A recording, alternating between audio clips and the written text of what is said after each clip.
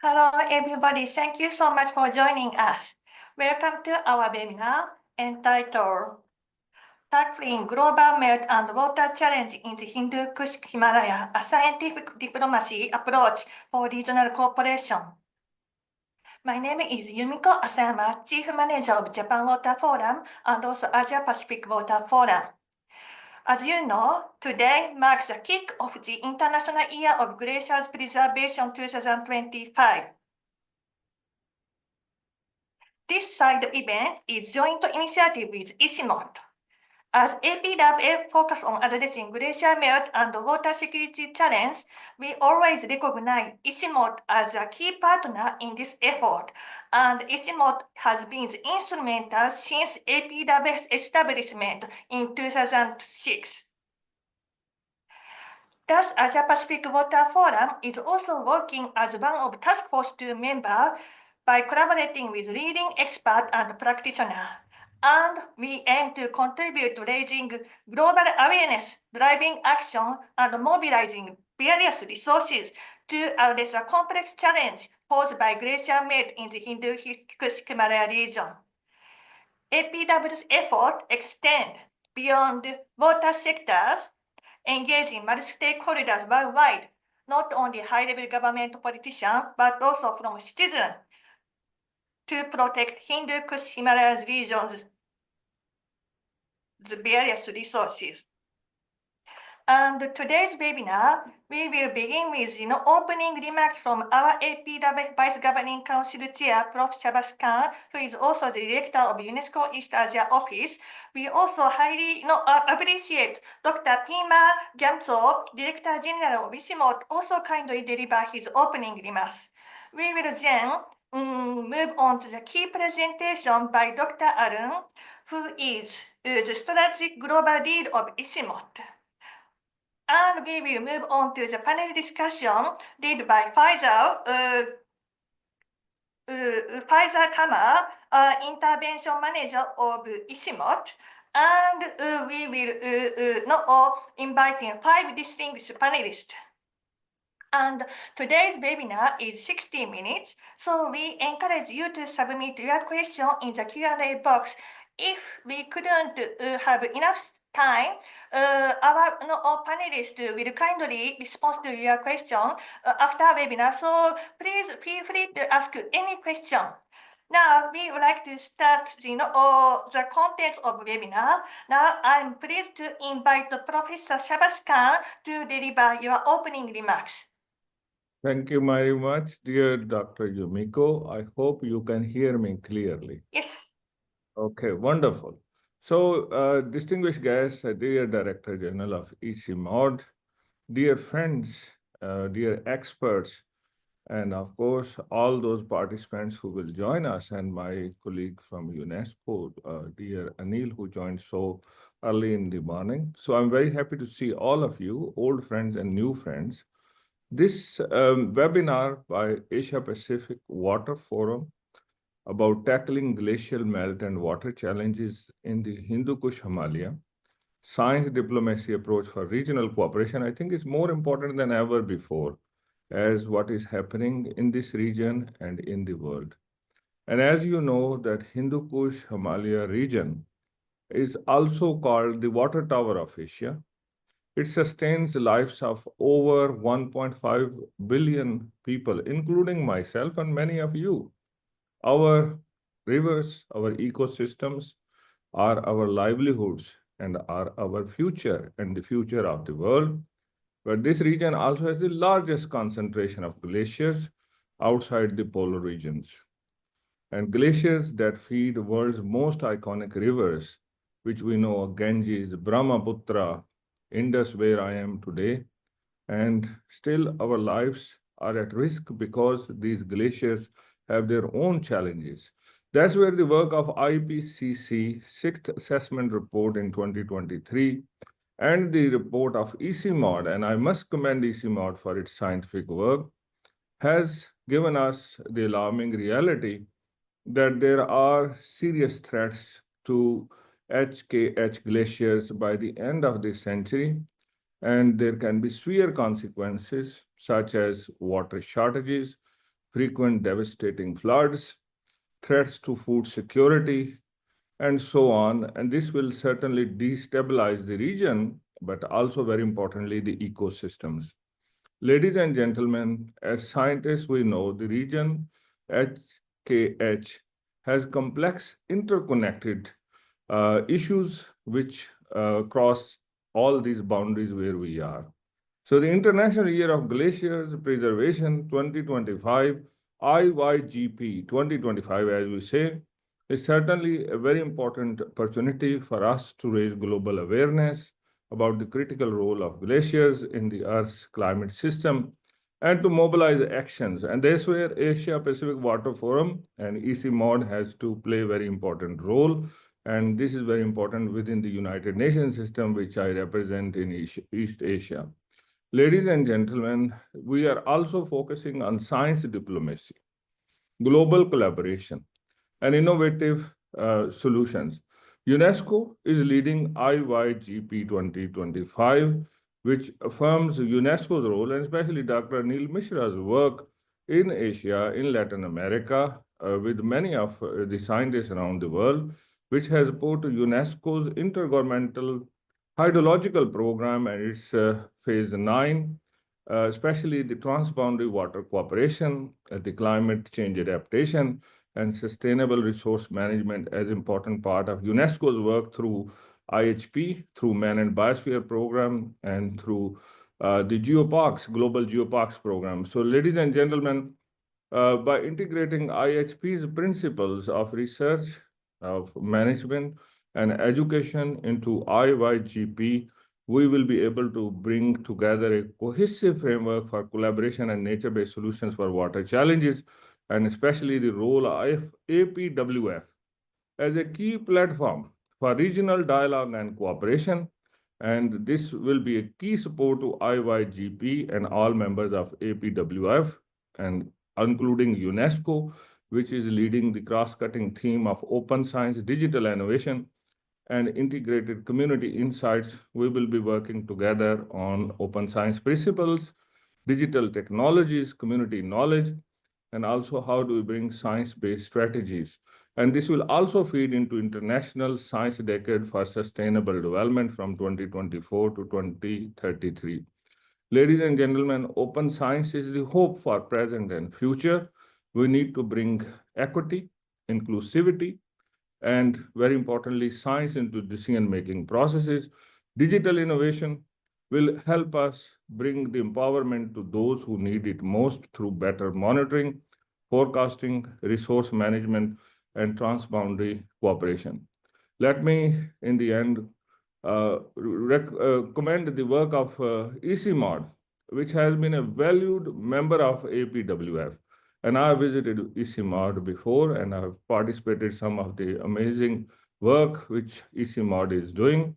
Your work is critical for mountain ecosystems and livelihoods, and ICIMOD's research building, capacity initiatives, regional partnerships, strengthening the collective ability of the HKH to tackle these challenges, especially in water management, are very, very commendable.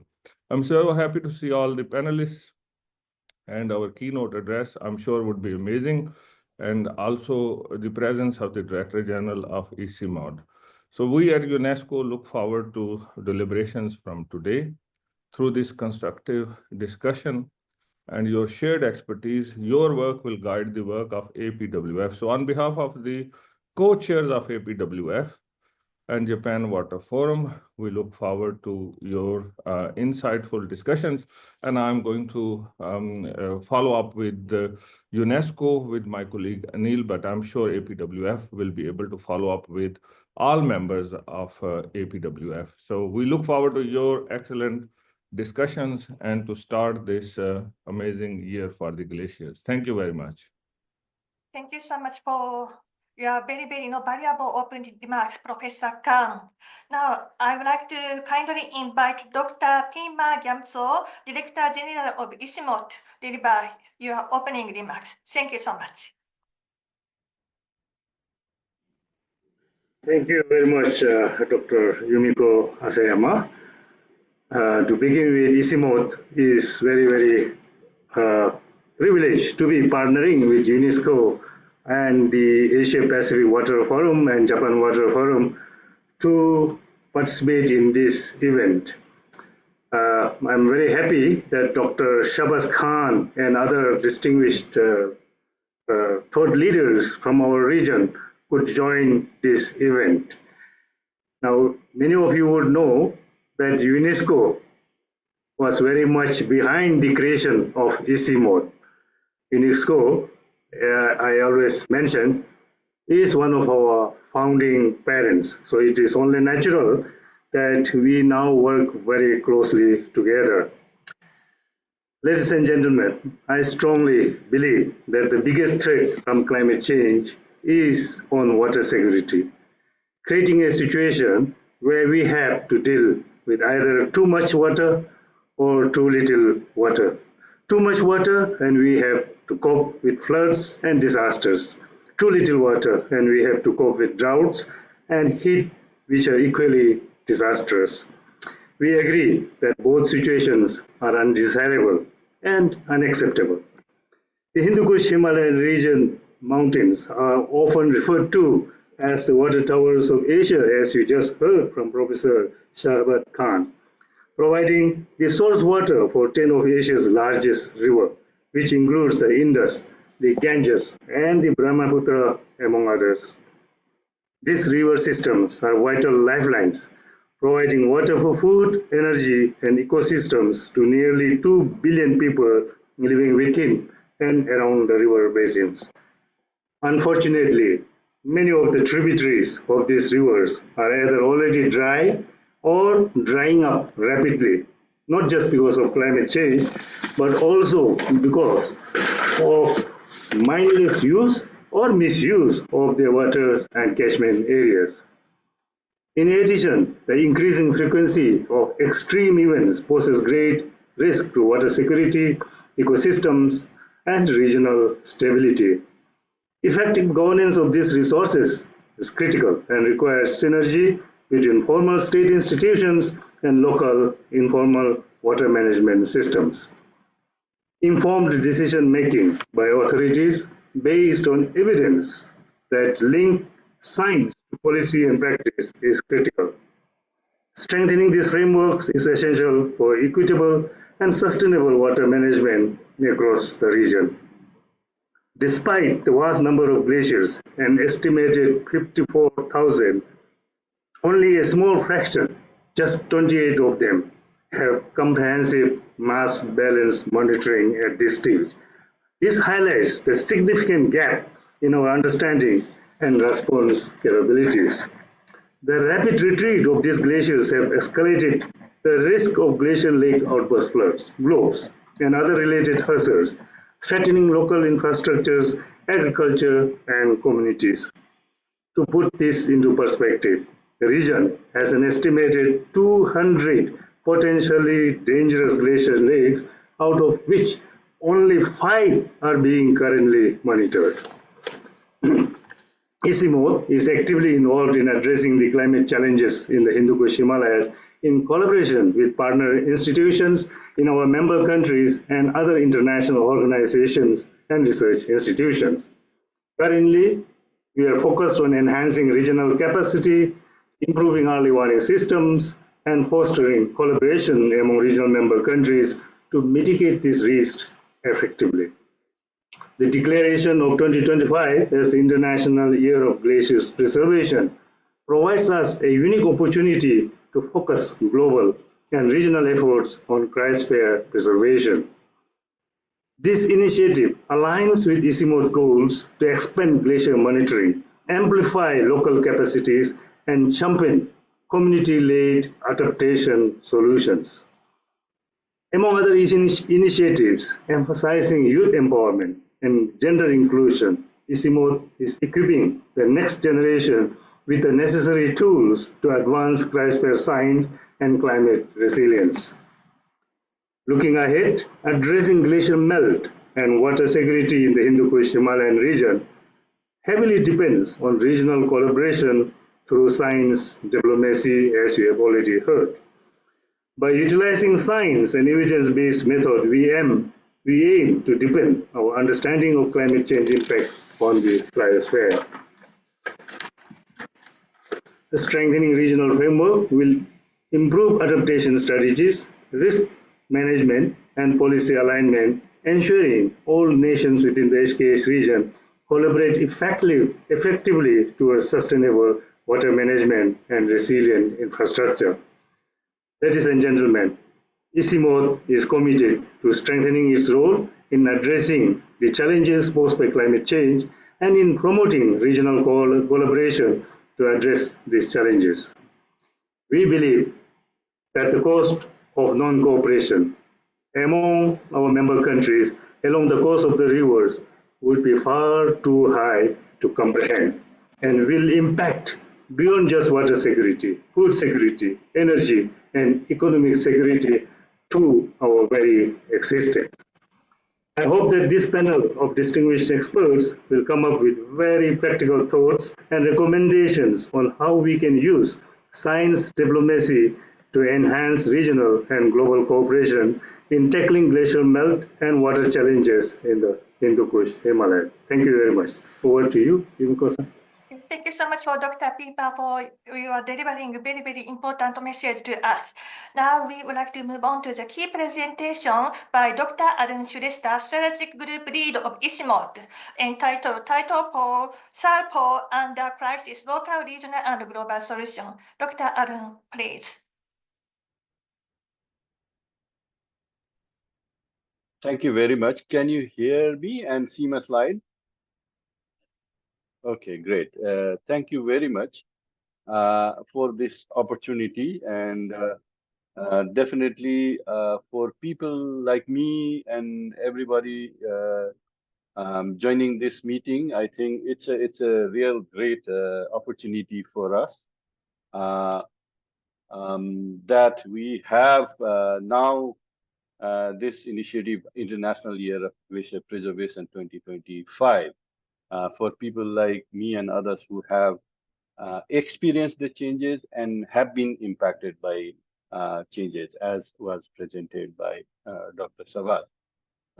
This provides us an opportunity for raising awareness, of course, reducing knowledge gaps, enhance regional and global collaboration, and of course, enhance investment to address the challenges. I think we know it is within the objective of IYGP.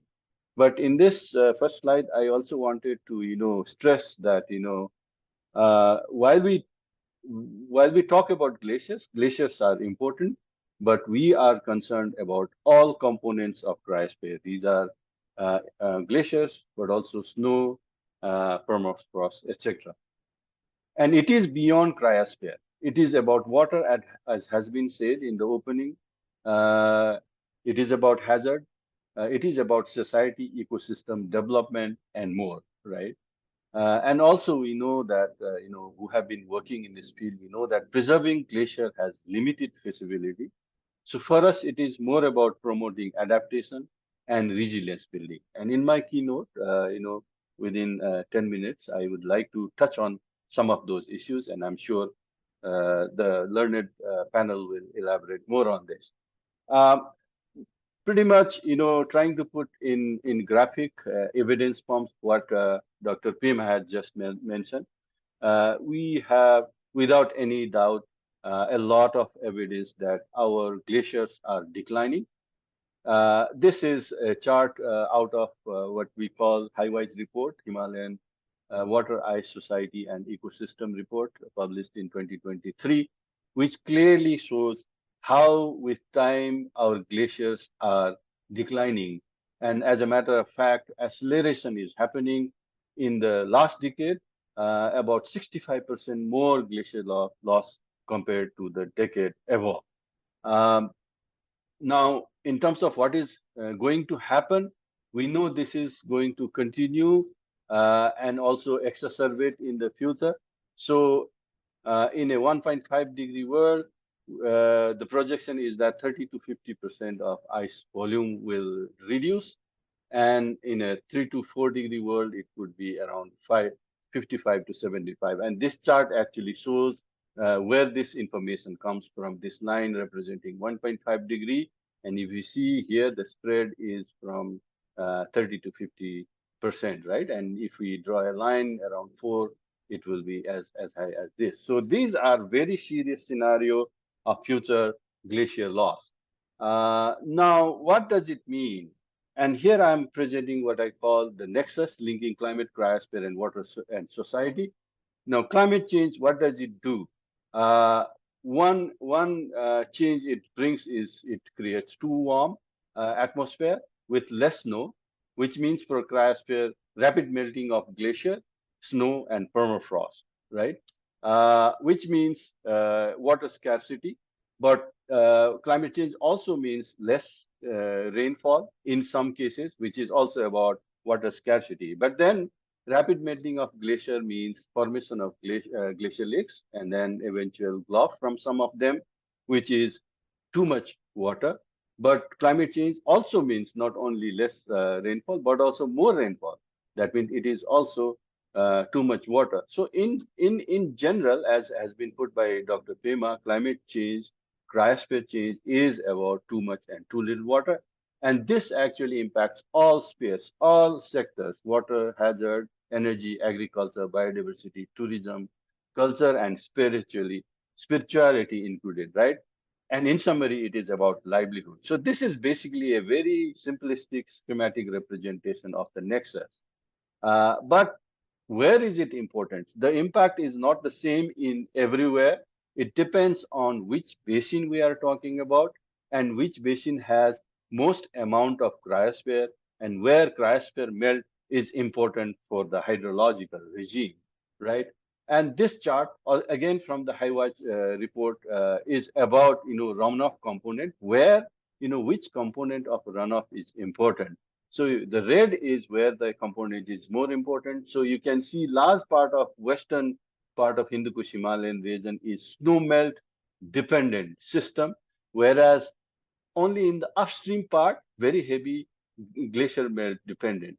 But most of the eastern basins are base flow dependent, which means rainfall runoff is very important. So this is also very important because sometimes we make very general kind of statements about melt runoff, and it's important. These are quite busy chart. This is a quite busy chart about the water future in the Hindu Kush Himalaya. Not going into too much detail. What we know is that when it comes to water, what happens to water? We have quite a lot of spread, a lot of uncertainty, and depending on the scenarios, climate change scenarios, some scenarios say it could create dry environment, and some says much wet environment. But for snow and glacier melt region, increased flows in the shoulder region, right? Not in the high peak season, but in the shoulder region, it shows that potential decline in flow could happen, which is not good. And for rainfall dominated region, changes driven by monsoon pattern could be the driving forces. And one definition I would like to bring here, it is called the peak meltwater. And depending on different basin, the peak meltwater could occur between 20, 30 to 50. So that means, you'll have maximum water around that period. And as we move forward, because of, continued decline in ice, there will be reduction in flow, right? This is also very important. Now, where is it important? Where is meltwater important? And this is just for 3 basins: Indus, Ganges, and Brahmaputra. And here among these 3, the Indus basin, and Dr. Sabaj is there, is the most meltwater dependent river basin compared to Brahmaputra or Ganges. And also the irrigation system is very much dependent on it. So what happens to the meltwater is very important in Brahmaputra, Indus River Basin. And in one study, we found that among the world's meltwater dependent river basin, and based on water tower index, Indus is the highest ranking most vulnerable river basin. So this kind of study also helps us, target priority river basin and work on it. Having said all that, I would like to draw your attention to some of the limitations. And this is one slide which shows how many glaciers are actually monitored on the ground. And the answer is very, very limited. Only 28 glaciers are monitored. And we are making a lot of, projections, scenarios based on those sort of primary data. So I think we have a lot of uncertainty, and having uncertainty is very important, and reducing it is very important for proper decision making. The other component I think I mentioned in my first slide is also important, which is snow. And as I showed in one of the previous slides, snow is more important for many of the river basins for hydrology. And we know that snow is declining at a rate of 5 snow-covered days per decade. So it is very important also to monitor snow as a hydrological element. And the third component is permafrost, right? And we talk quite a less, but increasingly more in recent days about permafrost. This is the least understood cryosphere component of HKH, but its presence is quite widespread, although we do not have a very certain understanding of how much. We do not have long-term permafrost monitoring in this region, but the assumption is that it can have widespread impact because of permafrost in the ASKH region, such as landslide, debris flow, river sediments, ground instability, and also impact biodiversity and ecosystem. So it is very important to understand permafrost change in this region as well. Now, talking about extremes, this slide just shows that the future extreme flows are likely to be increasing at least twofold, double in the future. Quickly moving to another slide talking about extremes, our observation shows that extremes are increasing, such as glacial lake outburst floods, flash floods, landslide dam outburst flood, and increasing seasonal floods. And I am showing here 2023 GLOF event in Teesta River Basin, before and after scenario of the Teesta hydropower dam, which was severely damaged by this GLOF. And increasingly, this is becoming a big threat for Hindu-Kush Himalayan region. Another kind of changes we are observing is cascading. More and more hazards are of cascading nature, resulting into multi-hazard environment. Extreme precipitation increasing in high altitude, and permafrost-related hazards are becoming more and more important. And this GLOF from South Lona seems to be also somehow related to permafrost decline, right? And finally, glacial lake outburst flood. Talking about glacial lake outburst floods, this study indicates that by the end of the century, there could be threefold increase in GLOF risk. And in HKH, we are living in an environment where, among anywhere else in the globe, most number of people are living in the close proximity of potentially dangerous lake. Approximately 1 million people living within 10 kilometers of a glacial lake. So in terms of vulnerability and exposure is also very important. So these are the challenges. Now, quickly talking about solutions, I think where there are solutions, we need more solutions, but there are existing solutions, and solutions need to happen at different scale. It has to happen at local scale. It has to happen at regional and global scale. So I'm just quickly talking about a few of our experiences and our partners' experiences. We have examples of artificial glaciers, ice stupa. We have good experience of community-based early warning system, small-scale solar-powered irrigation system, hydro ram pumps, and lot of nature-based solutions. So these are local-scale solutions available to address too much and too little water at local scale. But we also need to work at subnational and national scale. And here the solutions have to be different. For example, flood forecasting and outlooks, different kinds of climate services and decision support system, and maybe some level of infrastructure. Good combination of green and gray infrastructure would be very much necessary. But then what is very important, and it is also theme of this session, is about transboundary and regional cooperation and dialogue, which is very important. Transboundary information sharing, transboundary early warning system are very important.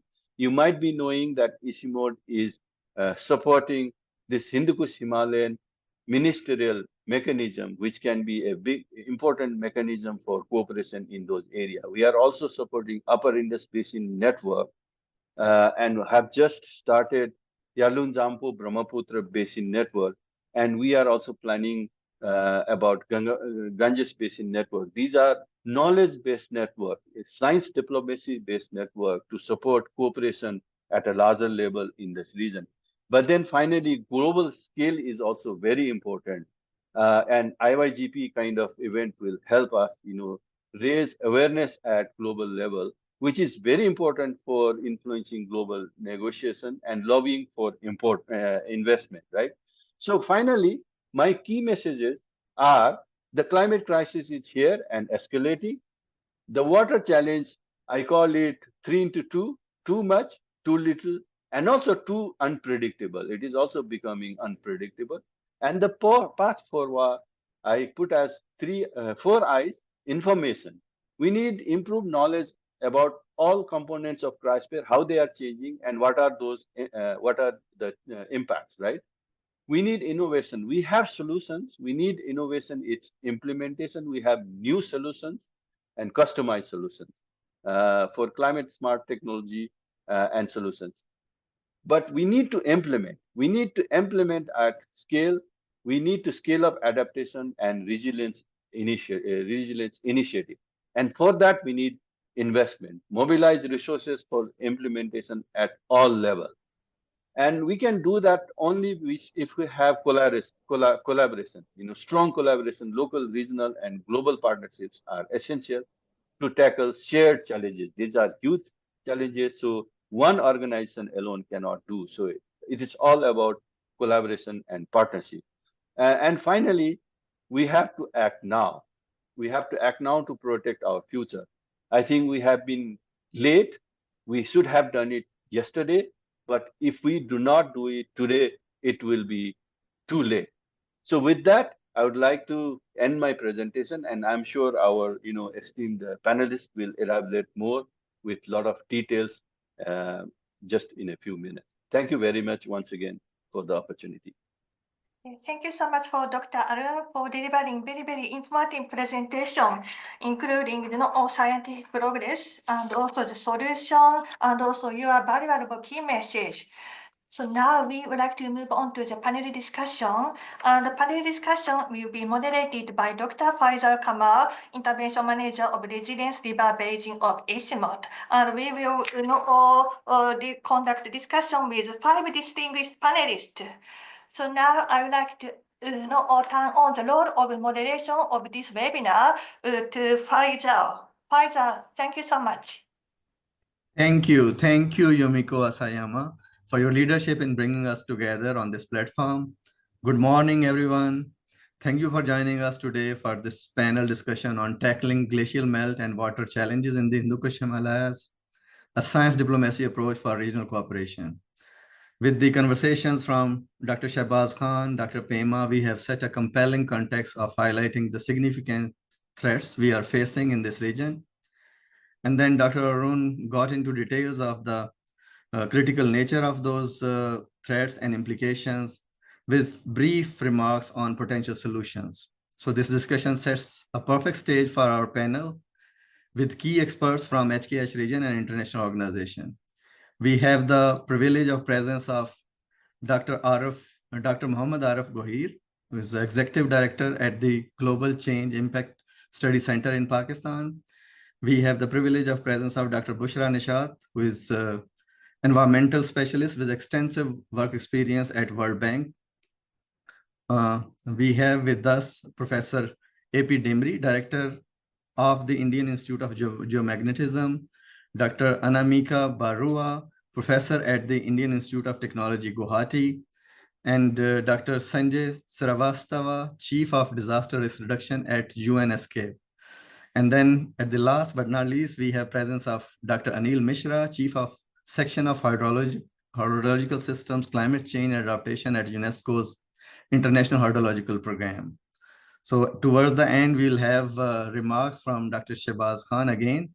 And for as a concluding for this panel discussion, each of our panelists brings a wealth of knowledge and experience that will enrich our discussions today. So we'll have two set of questions in this panel. Let me start with the first round of questions. I request kindly keep your insights for about 4 to 5 minutes for this question. So I'll proceed with my first question to Dr. Muhammad Araf Gohir. If you could please elaborate on how accelerated glacial melt is impacting water systems, ecosystem, and livelihoods in the HKH region, to enlighten us on the direct effects of climate changes in our lives and livelihoods. Dr. Araf Gohir, please, over to you. Thank you very much, Dr. Professor. Am I audible? Yes, yeah, you are audible. Excellent. Thank you very much to ICIMOD, UNESCO, and Asia Pacific Water Forum for organizing this webinar in the year of dedicated for glacier preservation. So I will be very specific. We all know that the cryosphere in the HKH, also known as third pole, the source of major river system that sustain over 1.9 billion people, is highly vulnerable to the anthropogenic climate change. And this change has led to significant cryospheric changes, including the glacier retreat, permafrost thaw, and snow cover loss, intensified by elevation-dependent warming. IPCC and HIMAP, unfortunately, represent a very bleak picture of this region in particular and overall state of glaciers in particular. If we look at the smaller, lower altitude, glaciers, these face rapid mass losses, disrupting glacial hydrology and causing the peak water phenomena, initially increasing melt water flow, but eventually reducing the river discharges in major basins like Indus Basin, Ganges Basin, and Brahmaputra. This cryospheric degradation also triggers geomorphological instability with increased glacial lake outburst floods that are quite evident, particularly in the last 3 years. Every year in Pakistan, we are facing the devastating effects of the glacial lake outburst floods. Then landslides and permafrost related infrastructure risks we are consistently facing. So these changes influence regional climate feedback such as reduced albedo, altered monsoon patterns, and accelerated glacier melt from black carbon deposition as well. This HKH cryosphere acts both as in my view, a climate change indicator as well an amplifier with cascading impacts, as highlighted by Arun as well in his presentation, impacting the ecosystems, the economies, necessitating cross-border adaptive strategies. So these accelerated glacier melting in the HKH region significantly impacts our water systems, ecosystems, and livelihoods, primarily through alterations in water availability, ecosystem functioning, and socio-economic activities. So initially, the river flows due to escalated melting and rise in temperatures. There will be increase in the rivers, leading to heightened risk of glacial lake outburst floods. Over time, as glaciers diminish, the water scarcity during the dry seasons become a significant threat, disrupting our agriculture, our hydropower generation, and as well as the drinking water supplies even. Impact on ecosystems are also tagged with this phenomena. So since the freshwater ecosystems will be disrupting, so there will be alteration in riverine habitats that will threaten the biodiversity.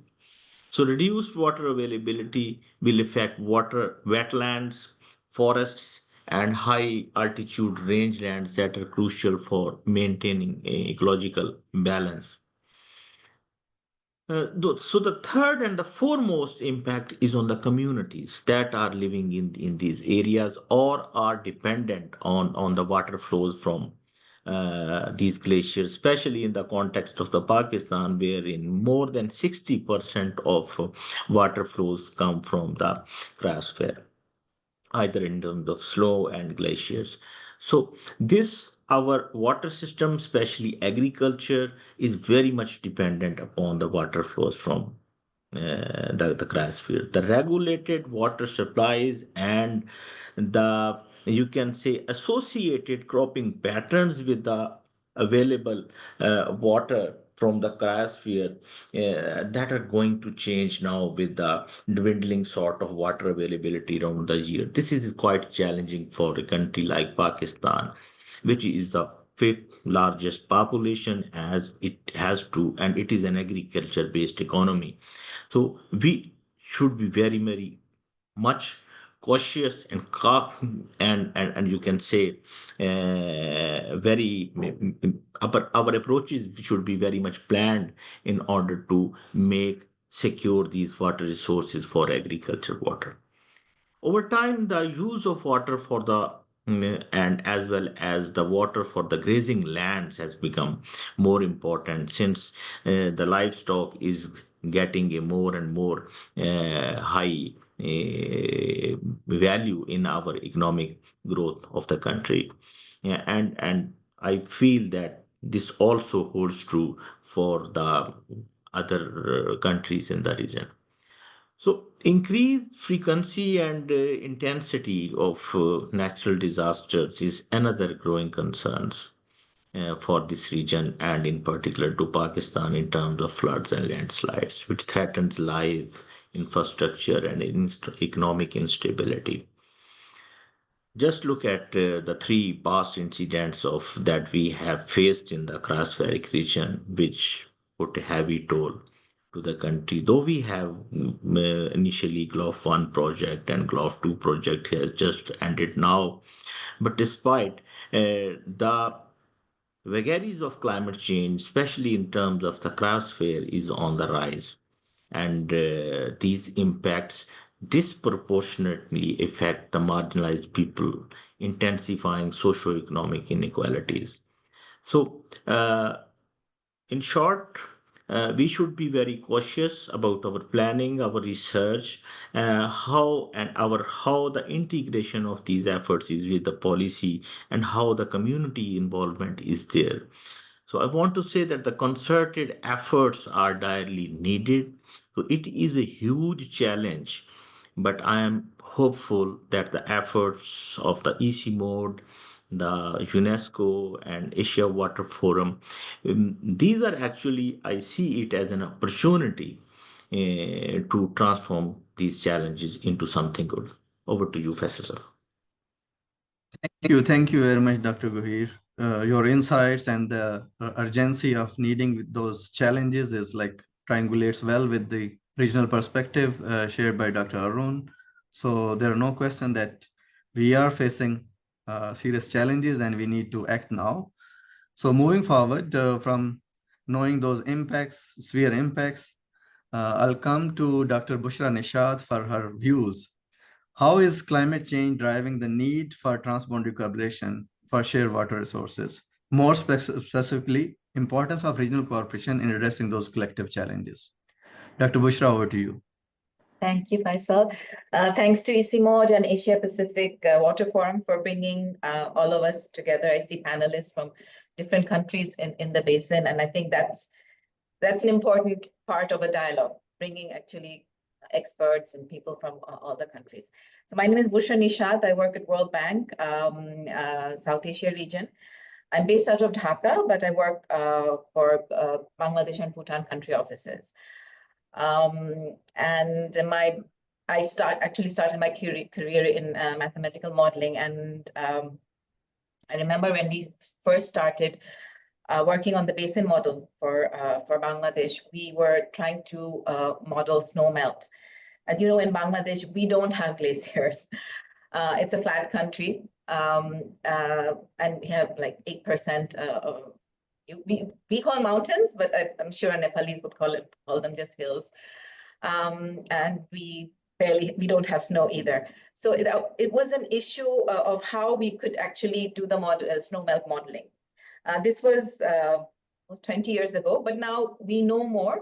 At that time, there was not much dialogue between the countries.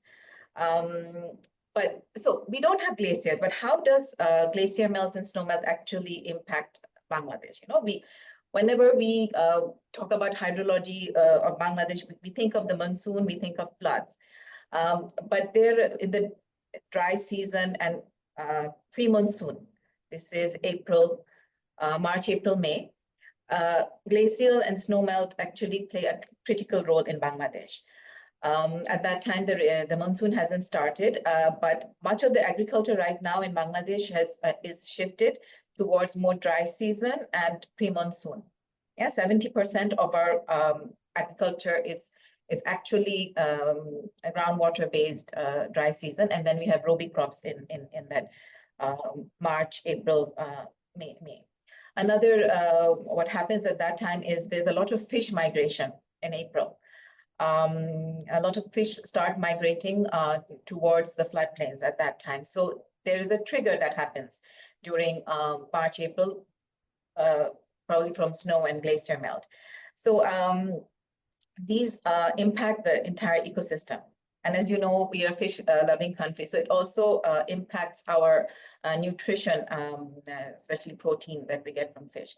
So understanding glacier and snowmelt is really important for Bangladesh. And that's why I think Arvinda had mentioned in his very informative presentation about collaboration is the cornerstone.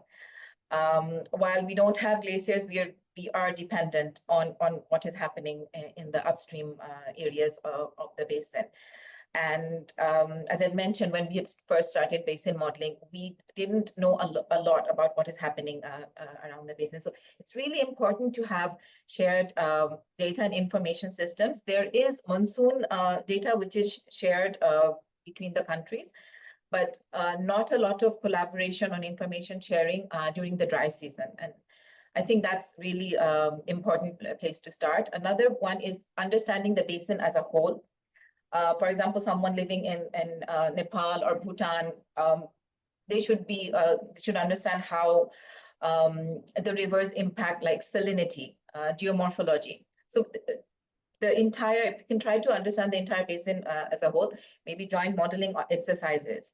And we see that around different regions. For example, in Mekong, they're trying joint modeling exercise. Africa, there are many basin level modelings, and in fact, the modeling in those countries have started at the basin level. All the countries have some form of flood water modeling, but these are all in silos. If we could have a combined, or when we start our modeling, we can have a joint modeling exercise. I think that would be very interesting to move forward. Research, because we're talking about, and the previous speakers have talked about ecosystem, agriculture, fisheries. So how does this glacier melt impact the ecosystem, the fisheries at the local level? These we can also look into joint research, joint field work together, study tours, youth programs where because when I studied in engineering or hydrology, I was focused on what is happening in my country, not the entire basin. So I think if we could have those joint curriculum development, that would be a way forward. And then understanding infrastructure and energy in the basin as a whole. Sometimes when we construct different infrastructure, we do EIAs, right? But it should be cumulative EIAs, and making sure that the other riparian countries have actually access to these reports and these information. So I'll end here and can hear what the other panelists can add to this. Thank you. Thank you. Thank you very much, Dr. Bushra. Thank you for your insights. While highlighting that though you do not have ice, you do not have glaciers in Bangladesh, but you cannot be irrelevant to those dynamics. So transboundary cooperation between the country is compelling. While that's is highlighted in your conversation that we need to work together, and you also identified brief ways of working together. While we need the cooperation, we are living in a world in escalating geopolitical tensions. So what are the best ways to keep those cooperations intact and further enhance with the emerging needs of climate change? I'll come to Professor Dimri. If you can elaborate on building on the needs for collaboration in HKH context, how can collaborative scientific research focus on shared risk and opportunities serve as enabler for enhancing transboundary cooperation? We seek your views on catalytic role of science diplomacy in our region. Dimriji, over to you, please. Thank you, Faisal. I hope I am audible to all. Yes. Yeah, thank you. Good morning from Mumbai, and a very happy new year to all of you. Thanks for inviting me. HKH is one of the very critical hotspot as far as the impacts analysis and its manifestations are concerned. And as very many points are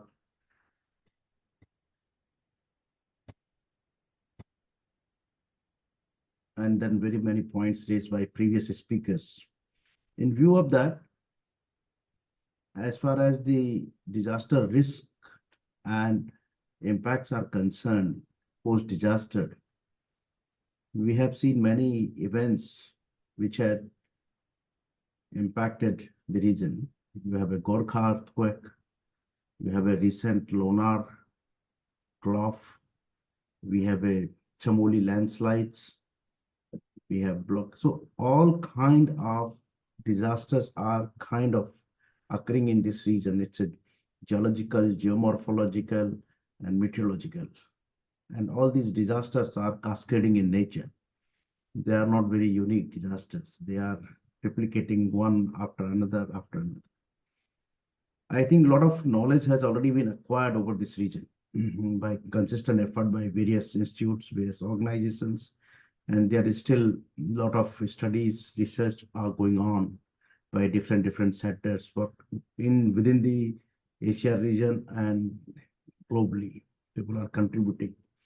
Now, importantly, with this research, we have to see that this glacier will be replenishing in coming time, or how they will be keeping their health, because the precipitation patterns are changing. Two main feeder mechanism of these precipitations are changing. One is the western disturbance, Indian winter monsoon, though their frequency is increasing, but their yield is decreasing. Indian summer monsoon, which is another feeder during the summer time, it's moving westward, and hence eastern region of southern Himalayan region will have less amount of precipitation received by the Indian summer monsoon, whereas there are still HKH western region will be receiving more amount of precipitation in coming time, and those are seen in the grounds, received in the grounds. Third thing, you have a changing classical patterns of the precipitation. You are getting less amount of snowfall because of 1.5 word, 2 degree word, or whatever in coming time. So you are receiving less amount of snow. Rather, I would put it another words, precipitation is more in the liquid form than the solid form. That will have an impact on agriculture, horticulture, and so on and so forth. I am not at all coming right now on the economy. The economy is the worst impacted in this present context, and a lot of huge money need to be involved. I think we have to add another word on nexus, the social economy. Kettles are impacted, roads are impacted, diversity pertaining to the construction is impacted, and then the role in upper riparian and lower riparian of different rivers, be it Ganges, Brahmaputra, or Himalayan Western Indus, at least I have seen that lower riparian will be impacted more than the upper riparian region, because there will be a lot of lead time. Now, with this brief understanding, there is a huge need of transboundary dialogue between the nations. Certain level it's happening, where these informations are shared with certain propositions, certain loading, and these are helpful to each other. Permafrost, as one of my previous speaker has said, has a twin impact. If it melts, it is reducing the water budget, but parallelly, it is adding to global warming because methane is emitted. In the process, we are not understanding what are the chemical loading happening because of the geogenic sedimentation which are flowing in these river basins. A lot of geogenic arsenic problem. Chemical is there in the water, which is coming from the geogenic origin of the Himalayas, and it is added all across in all the rivers that still need to be seen. And this impact of the, so overall question comes how we minimize the disaster risk as far as the understanding of these kind of impacts are happening. Collaboration, we did a good exercise thanks to ICIMOD, working on some transboundary scientific research, shared risk.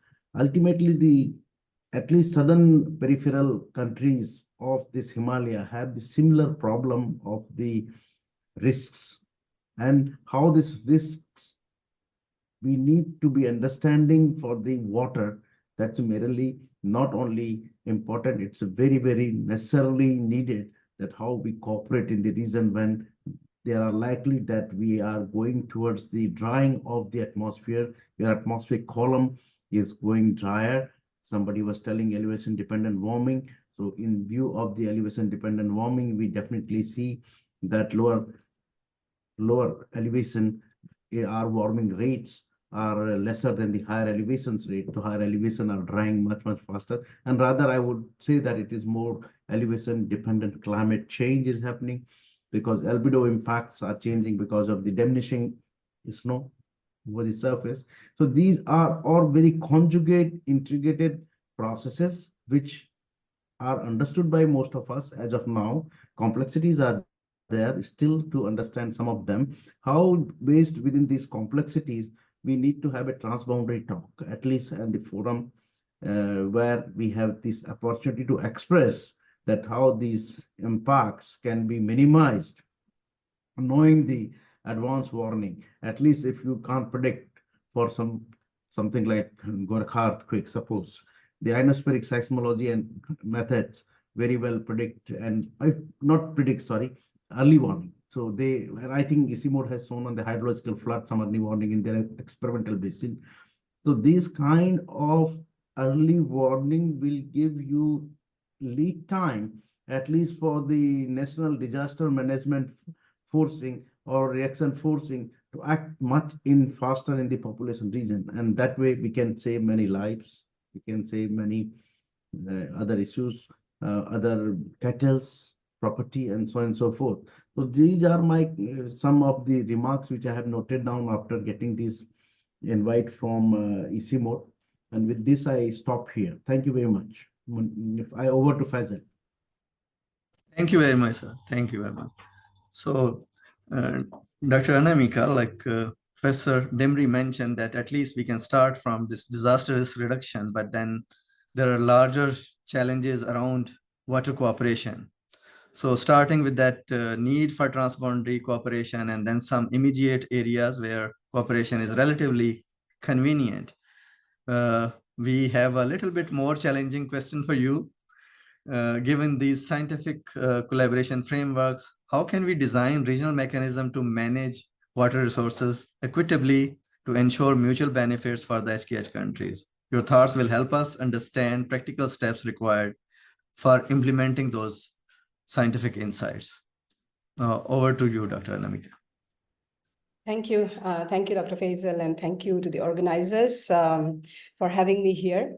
Very, very interesting discussion. And just to let you know that I'm joining from Guwahati, sitting absolutely at the bank of the River Brahmaputra, because this is where IIT is located. The question that you asked, Faisal, is really very challenging. So what I think is that if we are talking about coming up with an effective regional mechanism for managing shared water resources, particularly in the Hindu Kush Himalayan region, I think we need a multifaceted approach. And that should integrate, of course, science, diplomacy, and very important is the governance. And you know, we all are talking about that all of these should be grounded. I mean, the framework that you want to come up with has to be grounded in the principles of equity, sustainability, and of course, the mutual benefit. But to achieve all of this will require time and effort. And this is something that I have been always advocating for because actually it is not good to come up with a cooperation overnight. That cooperation probably would lead to more conflict in the future. So what is required, again, something that has been discussed, is of course, one thing that is very much required, and although we all talk about it, but it still seems to be a kind of missing, is a continuous dialogue platform between the Hindu Kush Himalaya countries, which share so many common resources. And as we know, given the diverse priorities of countries in this region, it is really important that we understand each country's priorities, which can be discussed in a way that you can actually come up with something which benefits all the country, rather than one country overpowering another. And I want to be very open here, and I think this is something larger economies such as India and China can actually play a very, very significant role, because this is also a case of power asymmetry. When you are discussing, sitting down on a dialogue table, there is definitely power asymmetry. How do we, although you cannot really do away with the power asymmetry, it would remain, but in spite of that, how can these bigger economies act as basin leaders and not like basin bullies, and come up with better negotiation, better dialogue, so it will foster trust and cooperation between these different countries sharing the basin. So for me, a permanent dialogue platform is very, very crucial for addressing all of these shared challenges that we are talking about. And if we also are planning to come up with a cooperative framework, so that is the first step. Otherwise, in game theory, we say that we will end up in a prisoner's dilemma situation where we will all think that the other country is going to betray us, so we should not take the first step of cooperation. So that's the first thing that I would propose. And the second cornerstone, again, we have been talking about, is science. We cannot really develop a good regional framework or a regional mechanism for cooperation if we do not really understand the basin well. And I heard Bush also mentioning, and Arunji also mentioned, the upstream downstream linkage is so important. We talk about benefit sharing, but still, if you really look at it, we are not very sure what are these benefits that we are talking about. And these are, of course, I'm sure everybody would agree, these are not just hydrological benefits. These are also benefits that cooperation is going to bring to livelihoods, reduce disaster impacts, will also help vulnerable communities to build resilient livelihoods. So, and we still are not so sure, so clear about, although again, we know disasters will have an impact, climate change will have an impact, but there are still very limited risk assessments and adaptation planning which are conducted at basin level. So if we want to ensure adaptation measures which would not lead to maladaptation to downstream country, this is extremely important, because science-based dialogue is what would actually at the end of the day lead us to a good and a more inclusive framework. And I'm very hopeful, and at the same time very happy to see this forum coming up, and I'm hoping that this is probably going to help in generating new science and also disseminate existing science that is so important, the matter of open science, which was already discussed. Third, and my final point, is capacity building, which is so vital. And what do I mean by capacity building? First is policymakers, water managers, and water bureaucrats. All of them needs to be capacitated, not in technical skills. I think there is no dearth of technical skills, but what is missing, based on my own experience is the soft skill, the soft skill of effective communication, negotiation, and also water diplomacy. That diplomacy itself can serve as a proactive tool to prevent conflict and build consensus. What we see is that while participatory approaches are often, it's emphasized, but my experience suggests that challenge lies not in a lack of, that as if there is no willingness for participatory approach. But the problem is that water bureaucrats and decision makers often lack this clarity on when and how stakeholder consultation should happen. At and once you receive all of these information, how do you bring it to the implementation of the project? How do you build consensus? I think this is something extremely important, particularly in South Asia and Hindu Kush Himalayan River Basin. And also civil society's capacities definitely needs to be built with new challenges, how equipped they are to advocate for climate resilient development. The approach to capacity building also needs to evolve. It has to move away from a hierarchical mindset where we feel that we know better than the others. And I think it must be a two-way process, fostering, it must foster mutual learning and co-creation of solutions. And this is where I do see the role of international and regional institutions like UNESCO, ICIMOD, and even World Bank for that matter, to bring that, to advocate for that shift, helping to dismantle the power asymmetry in the capacity building workshops itself. So, in summary, what I'm trying to say is creating a regional mechanism would require much more than just political will. Of course, it is undeniable that political will is important, but parallel efforts such as, fostering scientific collaboration, building institutional capacity, creating platforms for continuous dialogue also has to progress simultaneously, because I strongly feel that these steps not only would address immediate challenges, but would eventually also generate political awareness and will for, which is necessary for long-term cooperation. I'm going to stop here, Faisal. Thank you. Yeah, thank you very much, Dr. Bushra. Dr. Anamika, sorry. Thank you very much, Anamika. And you have provided some excellent insights into framing of cooperation mechanism. To put those frameworks into action, we must consider some tools, skills. You already mentioned about both hard skills and soft skills. I'll come to Dr. Sanjay Sravastava for his views on what are the frameworks, while keeping these frameworks in mind, what role technologies, knowledge platforms, and nature-based solution can play enhancing water climate resilience, and what immediate steps and policies are needed to build this resilience. Your expertise will guide us towards actionable solutions. Dr. Sanjay, over to you. Thank you, Faisal, and thank you, colleagues, DG of ICIMOD, Professor Khan, and colleagues. Thanks for this opportunity. Let me come directly to the point that you referred.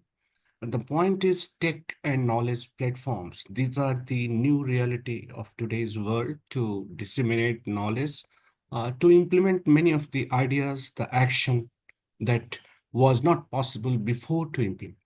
Now, let me come to the technology part. If you look at the Hindu Kush Himalaya, the role of the technology and enabling technology, there are three clusters of technology which are very important in this region. The first is the cluster is on what we call the science-based technology, which is climate science, agriculture, water, and all that. So that's the science cluster. The second in engineering cluster, where you take all the infrastructure, water infrastructure, energy infrastructure, so engineering solution. The third is the data science, geospatial. That's the third technology cluster. For any effective transboundary solutions to a complex and cascading problems, which my colleagues flagged very nicely, you need this cluster of technology in a combination, in a synergy. And that is where the technology platform becomes so important. In today's context, there's a data platform. Data platforms, because of the advances in the cloud infrastructure, you see Amazon, Google, Azure, all these data platforms. On the other hand, there are new players, data companies, Maxar, Planet Lab. And the third is the machine learning AI emerging tool. Now you have on one side the technology tracks the other side, the data platforms. The best thing is happening, both are converging to a point where data empowers the technology and its products in a real time. So we have to be mindful that we are transitioning to a full stack of tech ecosystem powered by near real-time data environment. This is where I would like to flag just one important point, that is, there are many which are in government domain, many in the commercial domain, many in intergovernmental domain. For example, Global Earth Observation System of the System. There is a survey program under the ICIMOD, but this is much beyond. Global Earth Observation System of the Systems. They have a platform of 150 partners who provide real-time, high-quality Earth observation satellite data and products which are very critical in Hindu Kush Himalaya context. So my last point is the need is to build a partnership platform with technology and data platforms, taking the advances which are taking place worldwide. One which I would like to cite here, what we did in ISCAP is we have created a data platform called Risk and Resilience Portal, and that takes from the data which is available in the public domain, then it comes to all analytics, then to the AI and the solutions oriented. Then the partnership with APPLAT, Asia Pacific Adaptation Information Platform of Japan, National Institute of Environment, and then CDRI, GIRI platform. Then comes to recently Hindu Kush Himalaya DRR platforms. You create a synergy of the platform. This offers a variety of the solutions which are very critical, particularly for managing risk, which are often complex and transboundary in Hindu Kush Himalaya. I would like to stop here and we will come back in the next round of questions. Thank you, Faisal. Thank you very much, Dr. Sanjay.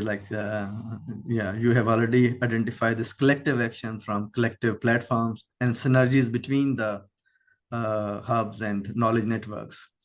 So yeah, we have a hand raised from. Okay. No, so now with all those excellent views, so we are sitting in IYGP platform and then issues, and then UNESCO is leading this initiative, and we have presence of Dr. Anil Mishra. So I'll request Dr. Anil Mishra to connect all this conversation again with this today's event.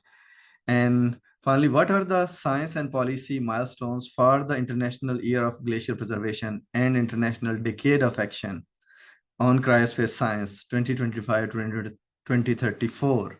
And how can these contribute to science diplomacy and knowledge platforms and building trust and fostering collaborative solutions? So we aim to see your views on bridging our current understanding with future initiatives. Over to you, sir. Thank you very much. Happy New Year, but happy International Glacier Preservation Year 2025. I would like to summarize some of the discussion that that gave us some insight into the problem of Hindu Kush Himalaya, from melting glacier and its impact on water, ecosystem, but also lives and livelihoods. And those discussions from the keynote speakers, from the opening remark and all the panelists really highlighted a knowledge gap, and also referring to IPCC report. And I would like to argue, we have some knowledge, but we don't have enough knowledge. Just referring to keynote speaker and also opening speaker said only 28 glaciers have a mass balance in the Kush Himalayas, whereas we have generated some knowledge, and we have frequently referred to IPCC scenario. What is IPCC? IPCC scenario is basically based on peer-reviewed papers. We don't have national assessment which are validated. It's a synthesis of the peer-reviewed papers. normally generated, extracted information from all the contributed sites. And that comes basically from Northern Hemisphere. So we really need to have more peer-reviewed papers also from the South. I think ICIMOD has done a tremendous job in that aspect, but we don't have national assessment of the water resources based on melting glacier, the seasonal contribution, snow contribution. So we still need to invest on the data and information. Then only we can find informed decision making. We can provide informed decision making based on the best science available. There are opportunities. So this International Year of Glacier Preservation, which is really the main aim, is to raise awareness about the problem, but also to identify what are the milestones, where are the research gaps, monitoring gaps, institutional capacity gaps, human resources gap. We really need to highlight that. And one of the things that I would like to highlight, one of the milestones we have achieved today. Why? Because today is not only the launching of International Year of Glacier Preservation, but also starting for the decade of action cryospheric sciences. So we have to develop a whole decade, a whole program for the whole decade, not only celebrating, organizing the webinar, that's very important, but in order to address those identified issues like science-based assessment, science policy dialogue, using local technologies, citizen science, open science, how to frame those ideas into action. So we have now, starting this year, a decade of action cryospheric sciences. And as highlighted, cryosphere is not only about glacier, it's also about permafrost, it's about sea ice, polar ice, and all are interconnected in the context of climate change. So UNESCO is the lead agency for the International Decade of Action Cryospheric Sciences. And with your ideas, we will be working on creating different working groups in order to identify the actions that is needed for monitoring. What are the policy needed for to fill the monitoring gaps, research gaps, education and capacity building gaps. And we are inviting all of you to Paris on 20th of March before launching International Year of Glacier Preservation on 21st of March, a brainstorming session which will really discuss on the detail of actions that needs to be taken over the 10-year period, so that we could be proud of the outcome of the decade of action. And as Director General of UNESCO, Director General of ICIMOD mentioned, UNESCO's goal is to create such center of excellences like ICIMOD, which was created by UNESCO, established in Paris. The constitution were drafted in Paris. So our role is to enhance local, regional capacity to address those issues. And we have now opportunities, as highlighted by my colleague and Sabaz Khan, the open science policy, the citizen science.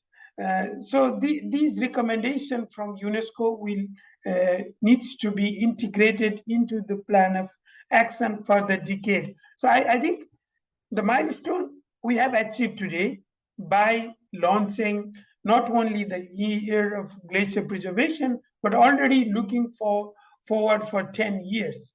Now we need to put those aim into the action, and that's why, as I said, we need to identify, and we will be creating working group, particularly on scientific research, socioeconomic aspect.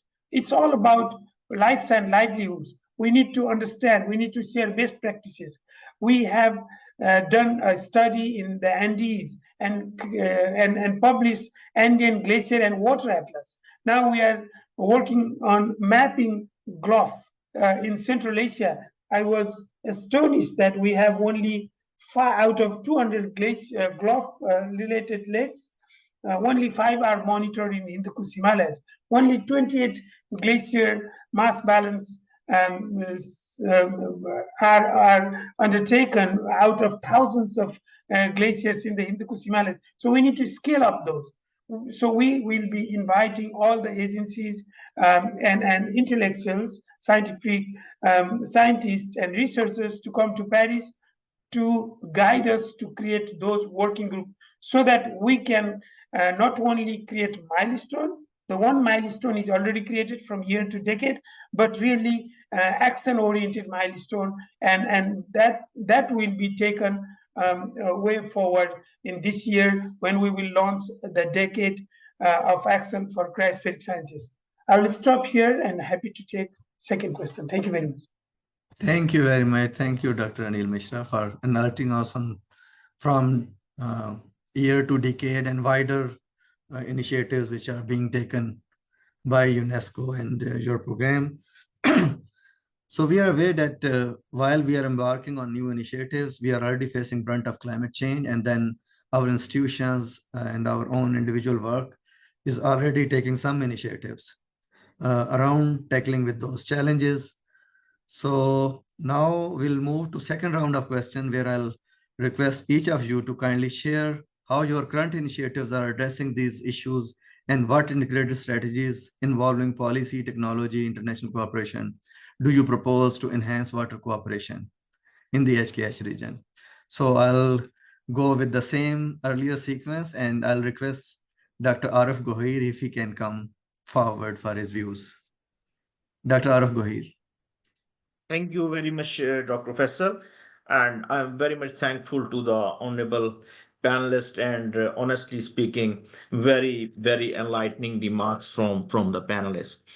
So I will be very, very brief and crisp in highlighting some of the things based on the question that Professor has posed.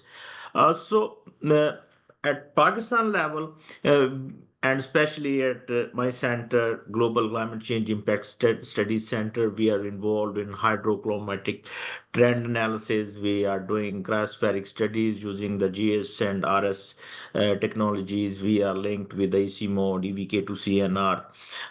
Then we are using different hydrological models. We are developing the projections for future water availability. And then we are also involved in the community resilience activities. We are part of the ongoing efforts on glacier lake outburst flood events related projects in the country. So these are few of the interventions, but I view more or less every partner country of ICIMOD is doing more or less the same. But as Dr. Mishra well highlighted that we are aware of much of the advancements and much of the risks we are facing, but we are not fully aware of all the happenings and all the challenges we are facing. And that very particular aspect is also highlighted in the IPCC report where HKH region is highlighted as a region where is a data scarce region. So what we need to do, following the saying of Dr. Mishra, we need to have the national assessments. And these national assessments, in my view, should be based on a certain agreed set of methodology for all the participatory countries in the ICIMOD region. So if we do that, then it will provide a good basis and good, you can say, knowledge product to guide the IPCC and other science related interventions for climate actions in the cryospheric region. So this is one of the things. But this is one side of approach. We need a holistic approach, an integrated approach, where on one side, science is at the core of all the decision makings. These scientific findings are linked at the national levels with the policy. They have the synergies, and these policies are further linked with the strategic action plan that the countries are taking. Uh, I very rightly mentioned about the new machine learning, AI tools, and data sciences. We need to take help into it. We need to bring science, more science into these things, and where the country's specific challenges and national circumstances are also there. But ICIMOD and UNESCO can help pave the guide in capacity building and agreeing upon certain tools, keeping in view the national circumstances of that very country. Then again, uh, slightly deviating from the infrastructural approach, I will now focus on the ecosystem based approaches as well, because these have been identified as one of the good solutions. So we also need to think at the regional level what ecosystem based approaches can be brought into the practice to safeguard the livelihoods of the communities. So in my view, I will say that an integrated approach combining policy reforms, technological innovation, and international collaboration can significantly enhance this water scarcity and climate resilience in Nigeria. Over to you, Dr. Faisal. Thank you very much. Thank you very much, Dr. Gohir. So national assessment, national solutions with regional integrated approaches, methods. I think that's the crux of your proposal and way forward. So thank you very much. I'll move forward to Dr. Bushra Nishat for her views on her work, her institution's work, and some guidance on way forward. Dr. Bushra Nishat. Thank you, Faisal. So at World Bank, I also work in Bhutan actually. So we are actually right now helping the Bhutan government, the National Center for Hydrology and Meteorology to develop data support systems, agromet decision support systems, multi-hazard risk decision support systems. Basically capacity building and piloting of these decision support systems, strengthening the policy and institutional framework for DRM, focusing on glaciers and glacial lake outburst floods. And recently we are also looking at a pilot for working on siphons to help in these crops. So at World Bank, we also have a region hydromet project within the different countries, but there's also regional component in that work, because I hear a lot of, and I mentioned myself a lot about data and information sharing. And at one point, I think 10 years ago, when we were trying to work on e-flows, although this is much lower down in the riparian in the basin, one of the biggest problems we faced is the data formats are different in the countries. The level of collection is different. So through this regional hydromet component that we have, we are trying to focus on trying to standardize at least disaster-related data, and that could be the starting point. But this is something that we are planning to do. Thank you. Thank you very much, Dr. Bhushan Shah. So your crux is that while we have some data and information to build solutions, but we still need to continue improving data information and supporting institutions, and World Bank is like taking lead on it. So moving forward, I'll go to Professor Dembry. So we are aware of his lots of scientific work on cryosphere exchanges. So I'll request him to also elaborate us on his institutional work and then institutional approach to deal with these future calamities. Dr. Dembry, over to you, please. Faisal, Dembry has to leave, so Okay. move on to the Okay. other Okay. panelist. Okay. Yes. Okay, then I think we'll move towards Professor Anamika. So Anamika, we are aware of her work on hydropolitics and her good papers on regional cooperation around water. So today we have another opportunity to hear her crisp views that how she thinks to move forward or improving those cooperation frameworks. Professor Anamika, yeah. Yeah, thank you. I'll try to keep it brief. I know that we are running out of time. So my work mostly now focuses on generating basin scale science, focusing specifically on the Brahmaputra River Basin.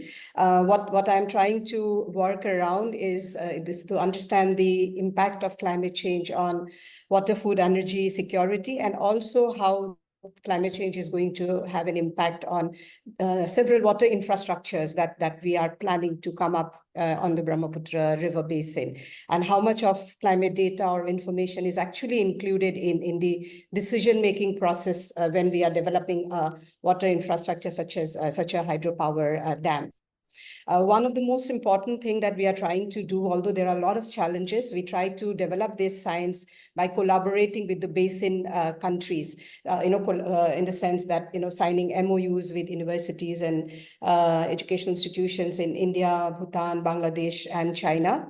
And so that, even if we cannot share raw data with each other, but can we at least come up with basin level understanding of, as I mentioned in my previous intervention, that whatever you are doing upstream, what kind of impact do you really see, downstream?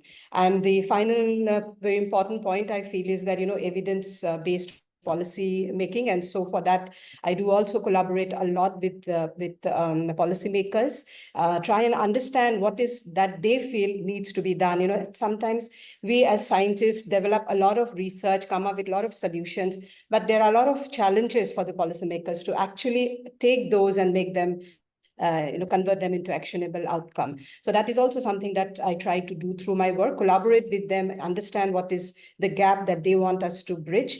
But yes, largely my focus is on the Brahmaputra River Basin and climate change and water security. Yeah. Thank you very much, Dr. Anamika. So evidence-based policy, collaborative approach, evidence-based policy. So quickly moving forward to Dr. Sanjay. So we are aware of UNESCAP's wide area of work and around DRR, but Dr. Sanjay, if you can give us some highlights around glacial mass and water-related work of UNESCAP, and then your vision for moving ahead. Yeah. Thank you, Fazil Saab. Let me flag one of your very recent initiatives, because the decision making at country level or even subnational level always lies with the government. So it's important that government should be brought together, the agencies of the government to be brought together. There is and it's very well recognized in third pole or in Hindu Kush Himalaya. The disasters are often having transboundary origins, transboundary impacts. So what to do to bring the stakeholders together? There is an initiative led by WMO. I just wanted to highlight this, what we call the Third Pole Regional Climate Network, TPNCC. And this is divided into three, the whole Third Pole region, the northern part, which is led by China Meteorological Administration, and most of the Central Asian countries are part of that. So a node, science node led by China in northern region, southern part of Third Pole where Hindu Kush comprises, led by Indian Meteorological Department, and then western node of the Third Pole led by Pakistan, which is a Karakoram, Pamir, many of the Central Asia.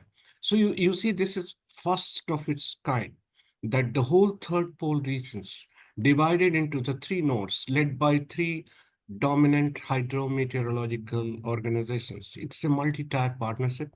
It's a partnership with Third Pole Environment, partnership with many other, including UNESCAP. We try to bring the impact part of the one of the product is Third Pole Climate Forum, Climate Outlook Forum. So we try to translate outlook into the impact. That's where ISCAP with all socio-economic impact modeling contributes to this. So I see this is a wonderful initiative. First time a science-based platform, a regular twice a year before monsoon, before the winter, just before the monsoon, we meet, develop together a co-product, which is called the Third Pole Climate Outlook Forums, a seasonal outlook translated into the impact outlook. So this is the initiatives I think in coming days will make some difference to bring stakeholders together. So thank you, Faisal. I think this is what I thought I must flag to you. Thank you very much, Dr. Sanjay. Third Pole Outlook Forum. I think this is a very exciting idea or initiative. So moving forward, I request Dr. Anil Mishra to come again and then again give us some, he has given us some outlook on the initiatives coming up, but maybe some further guidance around these initiatives. From UNESCO perspective, as we are intergovernmental scientific organization, we have a strategy, for instance, for intergovernmental hydrological program, Man in the Biosphere program. We have convention for heritage sites. So, the main aspect is to improve and enhance knowledge base and support capacity development and translate science into application and policy. UNESCO's when it started with the International Hydrological Decade, already in 60s and 70s, UNESCO called for monitoring of glaciers, and it published knowledge materials such as glossary of glacier mass balance, classification of snow and ice. I think these publications we have to update, and I would like to offer from UNESCO to our partners, to ICIMOD, to Asia Pacific Water Forum, and other member states to revisit those publications in the context of International Year of Glacier Preservation to capture what we have gained over the years. Perhaps we have to update that, including citizen science, and it's very important, and open science. Now, 1/3 of the UNESCO World Heritage Glacier, and this also includes heritage sites in the Himalayas, in all the countries, will disappear if we continue to be in the similar trend of global warming. So we have to preserve our heritage. We need to work together. So what I'm suggesting in the context of International Year of Glacier Preservation, but also Decade of Action Cryospheric Sciences, we can prioritize work to really go into the science assessment, national science-based assessment on the cryospheric assessment, and we can work together. So we can support countries mapping all those remaining lakes which are prone to glacier lake outburst floods, or monitoring glacier system. We need to work together.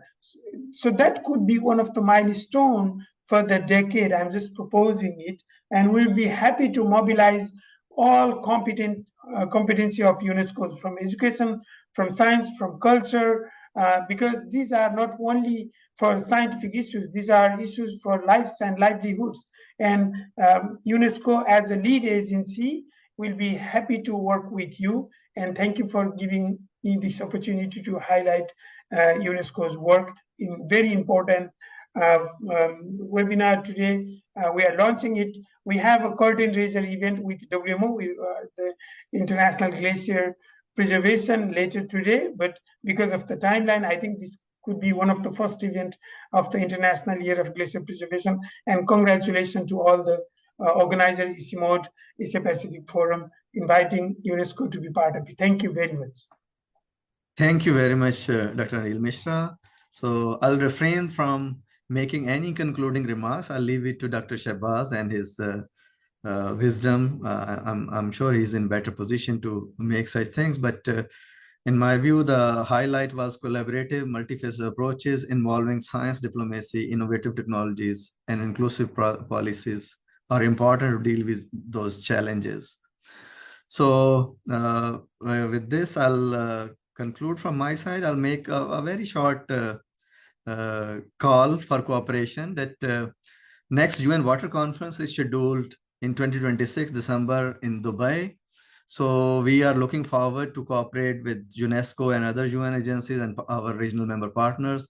So we'll be happy to talk about our agenda for that particular conference in Asia. So let us continue this cooperation and work together. So I'll request Dr. Shehbaz for his concluding remarks. Okay, thank you very much, dear Dr. Faisal Moin Saab.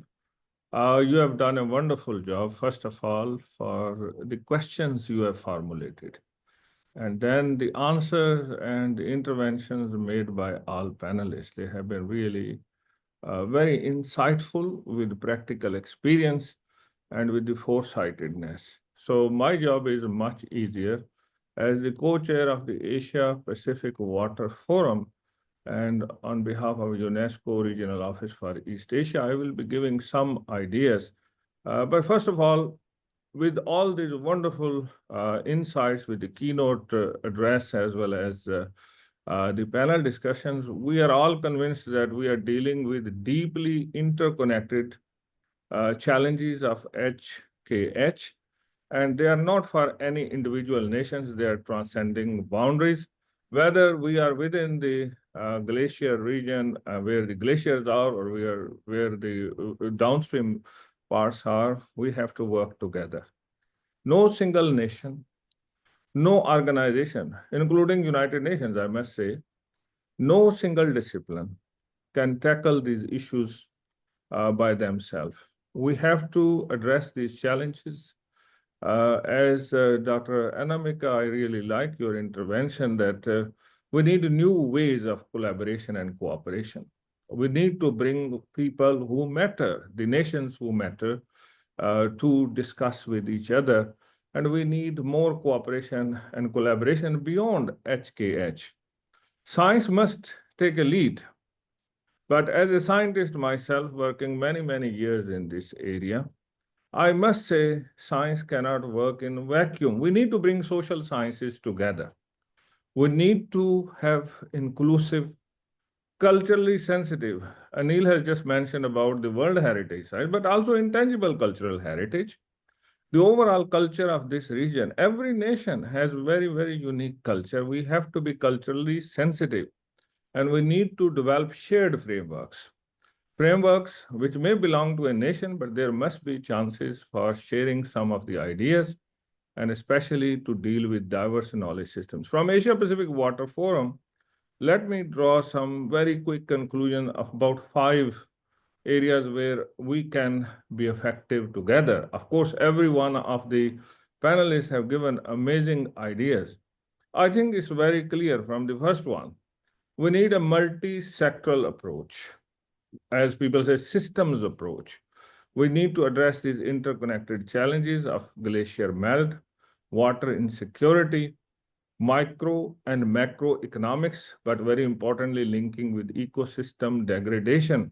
And this needs scientific knowledge to be well integrated with traditional wisdom and local expertise, which we have not discussed a lot, but we can continue to bring that more as part of the open science and the related solutions.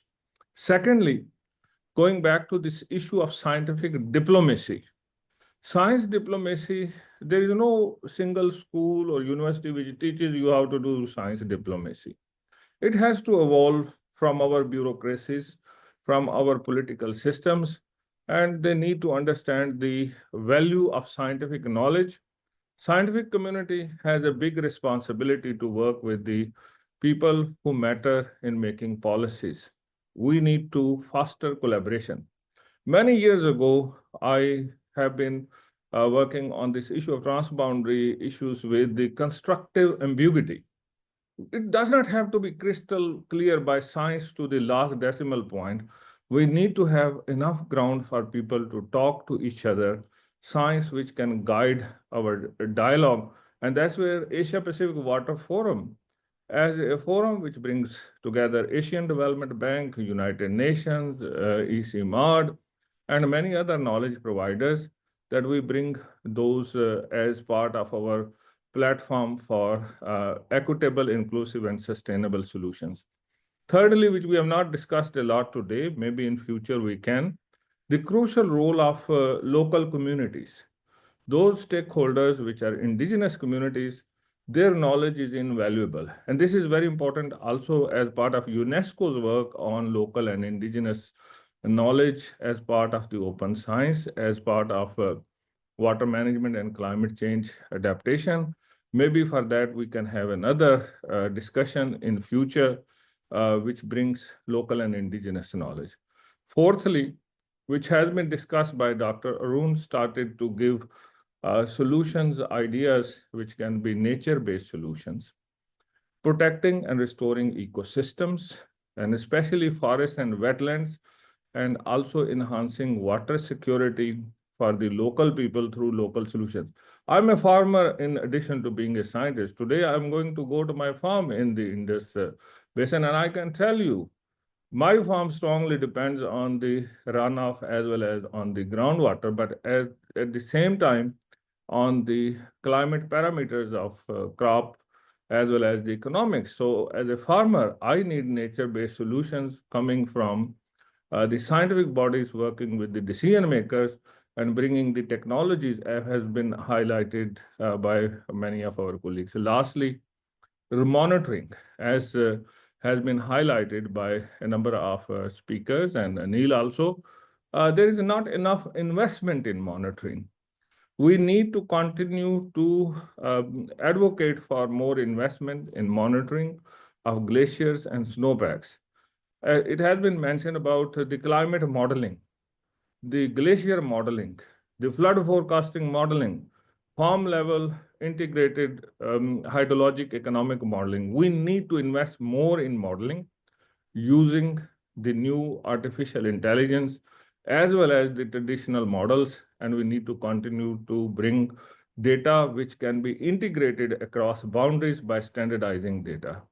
So on behalf of Asia Pacific Water Forum, we are very grateful to all of the panelists and the organizations who have participated today towards this global responsibility for this year and the decade.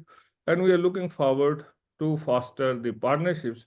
And I strongly recommend that we take integrated approach towards glaciers, rivers, and ecosystems of the HKH as part of APWF.